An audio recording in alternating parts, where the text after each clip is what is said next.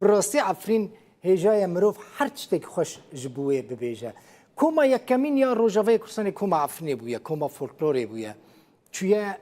لگلک ولاتین دنیای فولکلور پیشکش کرنه بری به 10 سالان جمیل هورو هجایت ببراستی تشکی بینیم بیراوه وکا گلک هنرمندین دن جمیل هورو جی ده فقیریه ده جیان خویا هری داویه درباز کرد مثلا بری بمره ده چل حلبه قهوه خانه خویا بچوک ود که شیخ مقصود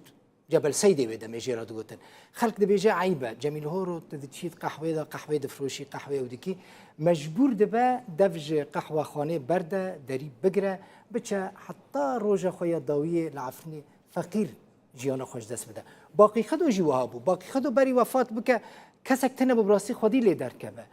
يعني فقير شو هيفي دكم سيزان محمد شيخ خوجي دبیجن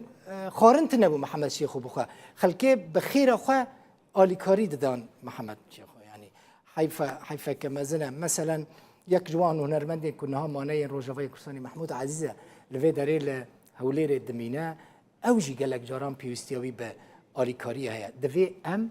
نپشتی بمرن بری بمرن خودی هنرمندین خود درکون و انا خدمت که مزن کرنه جمجی تخواستن کو امجی خدمت تخواستن جوارا پیشکش سپاس جبو راوین کو اف ریویتی اف نیوز فیچر حاضر کرد سپاس جبو مالبات آوی که خودی لکلتور و هنر باوی خود درد کرد سپاس جبو وجی که حتی به ساعتی تماشا کرد هر شاد